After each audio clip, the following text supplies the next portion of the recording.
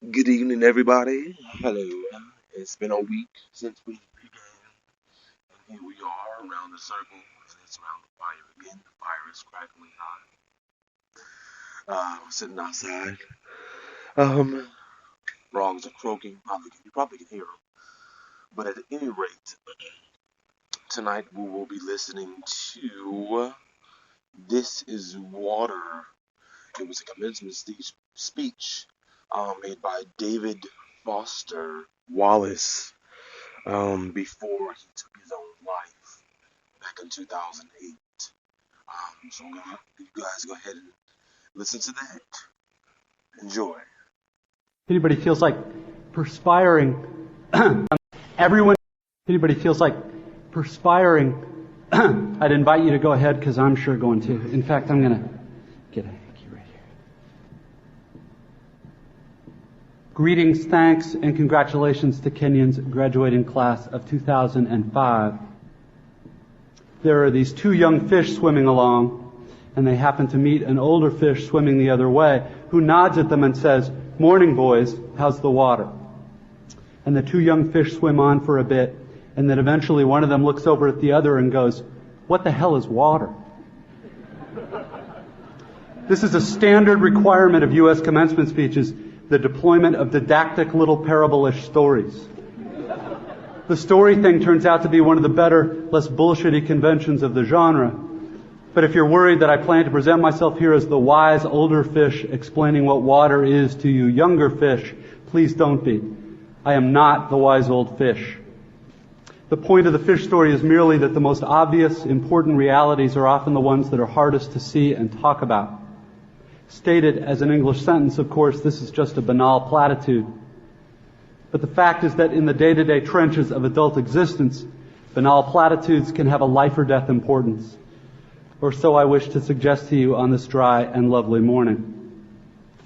Of course, the main requirement of speeches like this is that I'm supposed to talk about your liberal arts education's meaning, to try to explain why the degree you're about to receive has actual human value instead of just a material payoff. So let's talk about the single most pervasive cliche in the commencement speech genre, which is that a liberal arts education is not so much about filling you up with knowledge as it is about, quote, teaching you how to think. If you're like me as a student, you've never liked hearing this, and you tend to feel a bit insulted by the claim that you've needed anybody to teach you how to think, since the fact that you even got admitted to a college this good seems like proof that you already know how to think. But I'm going to posit to you that the liberal arts cliche turns out not to be insulting at all, because the really significant education in thinking that we're supposed to get in a place like this isn't really about the capacity to think, but rather about the choice of what to think about. If your total freedom of choice regarding what to think about seems too obvious to waste time discussing, I'd ask you to think about fish and water and to bracket for just a few minutes your skepticism about the value of the totally obvious. Here's another didactic little story. There are these two guys sitting together in a bar in the remote Alaskan wilderness. One of the guys is religious, the other's an atheist, and the two are arguing about the existence of God with that special intensity that comes after about the fourth beer. And the atheist says, "Look, it's not like I don't have actual reasons for not believing in God. It's not like I haven't ever experimented with the whole God and prayer thing. Just last month I got caught away from camp in that terrible blizzard, and I was totally lost, and I couldn't see a thing, and it was 50 below. And so I tried it. I fell to my knees in the snow and cried out, 'Oh God, if there is a God, I'm lost in this blizzard and I'm going to die if you don't help me.' And now, in the bar, the religious guy looks at the atheist all puzzled. 'Well, then you must believe now,' he says. 'After all, here you are, alive.' The atheist just rolls his eyes. 'No, man, all that was a couple Eskimos happened to come wandering by and they showed me the way back to camp.'" It's easy to run this story through a kind of standard liberal arts analysis. The exact same experience can mean two totally different things to two different people, given those people's two different belief templates and two different ways of constructing meaning from experience. Because we prize tolerance and diversity of belief, nowhere in our liberal arts analysis do we want to claim that one guy's interpretation is true and the other guy's is false or bad. which is fine, except we also never end up talking about just where these individual templates and beliefs come from, meaning where they come from inside the two guys. As if a person's most basic orientation toward the world and the meaning of his experience were somehow just hardwired, like height or shoe size, or automatically absorbed from the culture, like language. As if how we construct meaning were not actually a matter of personal, intentional choice.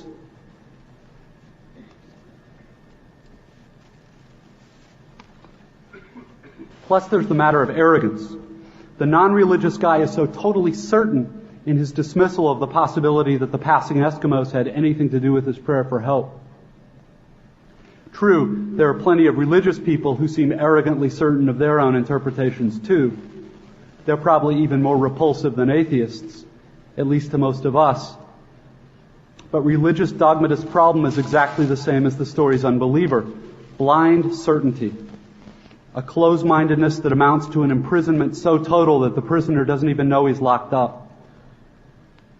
The point here is that I think this is one part of what teaching me how to think is really supposed to mean: to be just a little less arrogant, to have just a little critical awareness about myself and my certainties, because a huge percentage of the stuff that I tend to be automatically certain of is, it turns out, totally wrong and deluded. I have learned this the hard way, as I predict you graduates will too. Here is just one example of the total wrongness of something I tend to be automatically sure of. Everything in my own immediate experience supports my deep belief that I am the absolute center of the universe. The realest, most vivid and important person in existence. We rarely talk about this sort of natural basic self-centeredness because it's so socially repulsive, but it's pretty much the same for all of us. It is our default setting, hardwired into our boards at birth. Think about it. There is no experience you have had that you are not at the absolute center of. The world as you experience it is there in front of you or behind you, to the left or right of you, on your TV or your monitor, and so on. Other people's thoughts and feelings have to be communicated to you somehow, but your own are so immediate, urgent, real. Please don't worry that I'm getting ready to lecture you about compassion or other directedness or all the so-called virtues. This is not a matter of virtue. It's a matter of my choosing to do the work of somehow altering or getting free of my natural, hardwired default setting, which is to be deeply and literally self-centered, and to see and interpret everything through this lens of self. People who can adjust their natural default setting this way are often described as being well adjusted, which I suggest to you is not an accidental term. Given the triumphant academic setting here, an obvious question is how much of this work of adjusting our default setting involves actual knowledge or intellect. This question gets very tricky. Probably the most dangerous thing about an academic education, at least in my own case, is that it enables my tendency to over-intellectualize stuff, to get lost in abstract arguments inside my head instead of simply paying attention to what's going on right in front of me. Paying attention to what is going on inside me. As I'm sure you guys know by now, it is extremely difficult to stay alert and attentive instead of getting hypnotized by the constant monologue inside your own head. Maybe happening right now. 20 years after my own graduation, I have come gradually to understand that the liberal arts cliché about teaching you how to think is actually shorthand for a much deeper, more serious idea. Learning how to think really means learning how to exercise some control over how and what you think. It means being conscious and aware enough to choose what you pay attention to and to choose how you construct meaning from experience. Because if you cannot exercise this kind of choice in adult life, you will be totally hosed.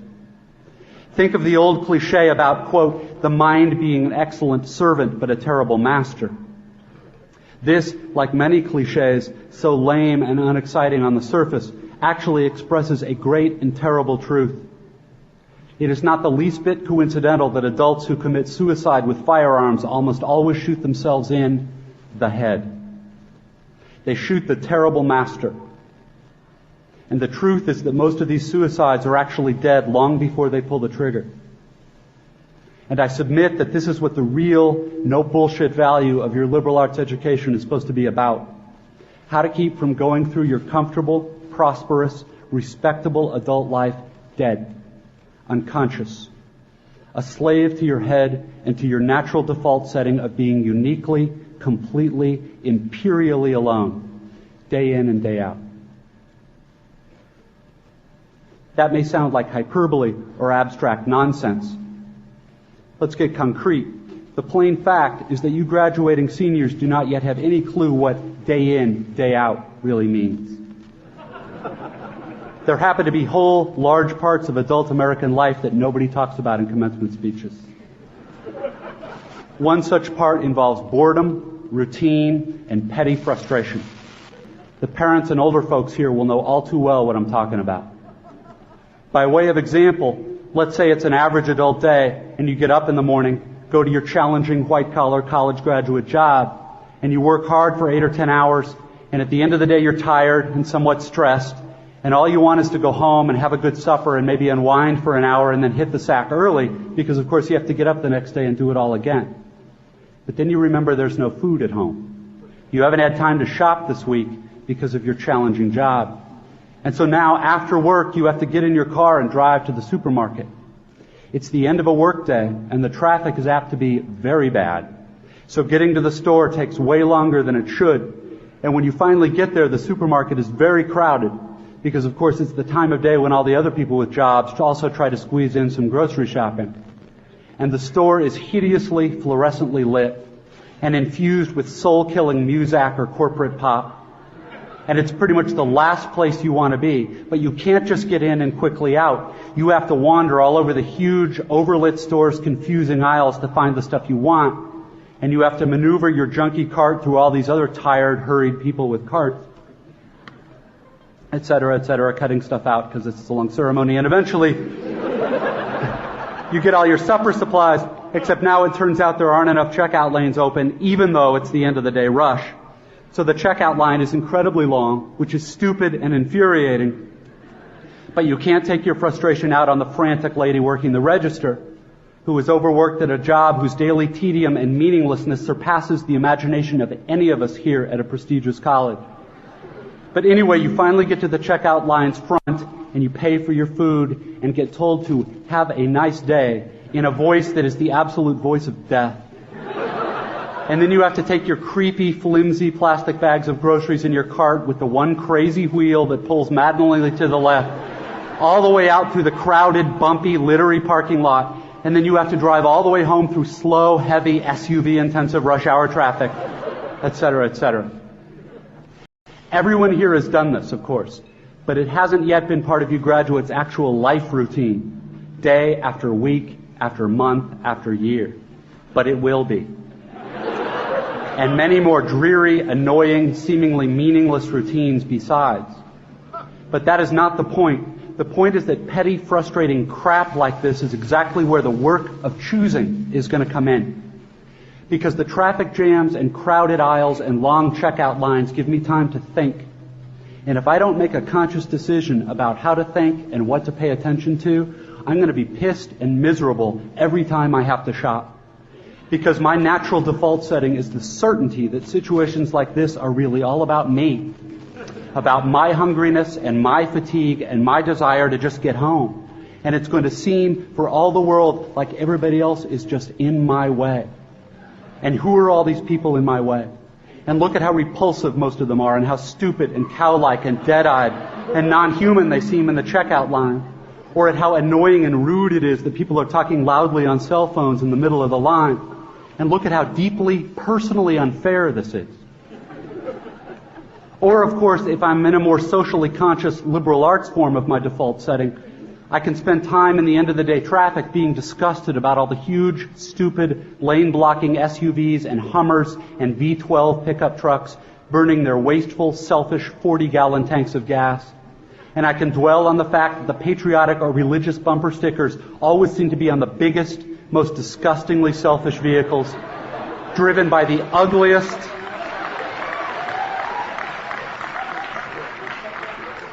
See, this is an example of how not to think. biggest, most disgustingly selfish vehicles driven by the ugliest, most inconsiderate and aggressive drivers. And I can think about how our children's children will despise us for wasting all the future's fuel and probably screwing up the climate, and how spoiled and stupid and selfish and disgusting we all are, and how modern consumer society just sucks, and so on and so forth. You get the idea. If I choose to think this way in the store and on the freeway, fine. Lots of us do. Except thinking this way tends to be so easy and automatic that it doesn't have to be a choice. It is my natural default setting. It's the automatic way that I experience the boring, frustrating, crowded parts of adult life when I'm operating on the automatic, unconscious belief that I am the center of the world and that my immediate needs and feelings are what should determine the world's priorities. The thing is that, of course, there are totally different ways to think about these kinds of situations. In this traffic, all these vehicles stuck and idling in my way, it's not impossible that some of these people in SUVs have been in horrible auto accidents in the past and now find driving so terrifying that their therapist has all but ordered them to get a huge, heavy SUV so they can feel safe enough to drive. Or that the Hummer that just cut me off is maybe being driven by a father whose little child is hurt or sick in the seat next to him, and he's trying to get this kid to the hospital, and he's in a way bigger, more legitimate hurry than I am. It is actually I who am in his way. Or I can choose to force myself to consider the likelihood that everyone else in the supermarket's checkout line is just as bored and frustrated as I am, and that some of these people probably have much harder, more tedious or painful lives than I do. Again, please don't think I'm giving you moral advice, or that I'm saying you're supposed to think this way, or that anyone expects you to just automatically do it, because it's hard. It takes will and effort, and if you are like me, some days you won't be able to do it, or you just flat out won't want to. But most days, if you're aware enough to give yourself a choice, you can choose to look differently at this fat, dead-eyed, over-made-up lady who just screamed at her kid in the checkout line. Maybe she's not usually like this. Maybe she's been up 3 straight nights holding the hand of her husband who's dying of bone cancer. Or maybe this very lady is the low-wage clerk at the motor vehicles department who just yesterday helped your spouse resolve a horrific, infuriating red tape problem through some small act of bureaucratic kindness. Of course, none of this is likely, but it's also not impossible. It just depends what you want to consider. If you're automatically sure that you know what reality is and who and what is really important, if you want to operate on your default setting, then you, like me, probably won't consider possibilities that aren't annoying and miserable. But if you've really learned how to think, how to pay attention, then you will know you have other options. It will actually be within your power to experience a crowded, hot, slow, consumer hell-type situation as not only meaningful, but sacred, on fire with the same force that lit the stars. Love, fellowship, the mystical oneness of all things deep down. Not that that mystical stuff's necessarily true. The only thing that's capital T true is that you get to decide how you're going to try to see it. This, I submit, is the freedom of real education, of learning how to be well-adjusted. You get to consciously decide what has meaning and what doesn't. You get to decide what to worship. Because here's something else that's weird but true. In the day-to-day trenches of adult life, there is actually no such thing as atheism. There is no such thing as not worshiping. Everybody worships. The only choice we get is what to worship. And a compelling reason for maybe choosing some sort of God or spiritual type thing to worship, be it JC or Allah, be it Yahweh or the Wiccan Mother Goddess or the Four Noble Truths or some inviolable set of ethical principles, is that pretty much anything else you worship will eat you alive.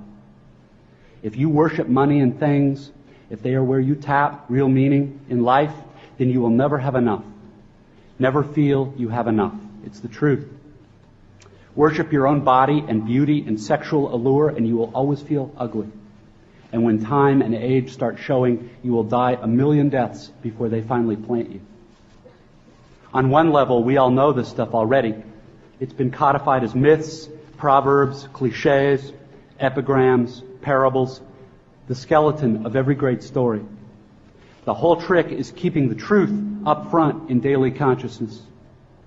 Worship power, you will end up feeling weak and afraid, and you will need ever more power over others to numb you to your own fear. Worship your intellect, being seen as smart, you will end up feeling stupid, a fraud, always on the verge of being found out. Look, the insidious thing about these forms of worship is not that they're evil or sinful. It is that they are unconscious. They are default settings. They're the kind of worship you just gradually slip into, day after day, getting more and more selective about what you see and how you measure value without ever being fully aware that that's what you're doing. And the so-called real world will not discourage you from operating on your default settings, because the so-called real world of men and money and power hums merrily along on the fuel of fear and anger and frustration and craving and the worship of self. Our own present culture has harnessed these forces in ways that have yielded extraordinary wealth and comfort and personal freedom. The freedom all to be lords of our own tiny skull-sized kingdoms, alone at the center of all creation. This kind of freedom has much to recommend it.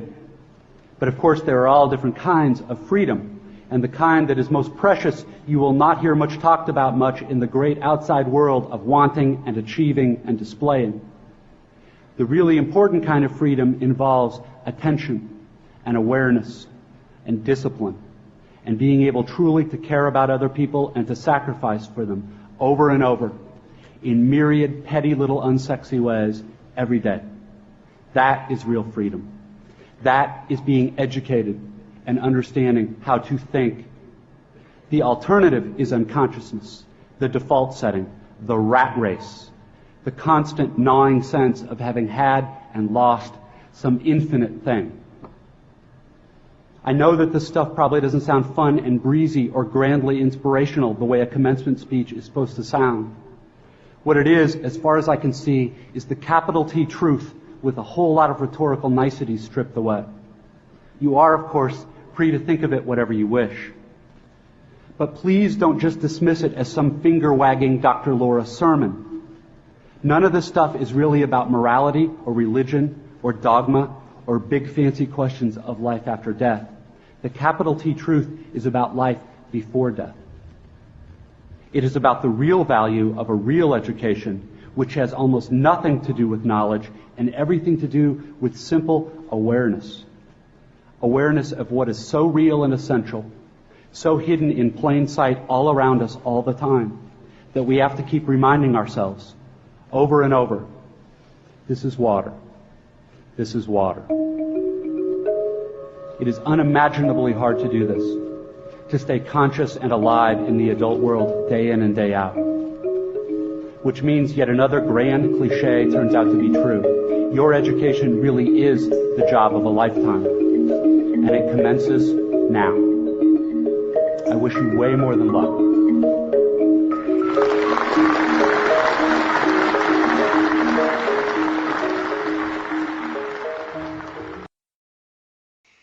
Wow. Wow. Whew. I'm sitting here with goosebumps. He said, it's hard to stay absolutely alive and conscious in the adult world. That is something that I struggle with on a day-to-day basis. We all look to escape. Life is about escapism, just like he said. He said there's no real atheism. We all seek to worship something, whether it's our bodies, whether it's our money, our jobs, our cars, our kids, our friends, so on and so forth. We all seek to worship something. But to remain conscious that this is water. Every time I listen to that, it brings me back to the ground. It brings me back to the water. Beautiful. And I see things just as bright as I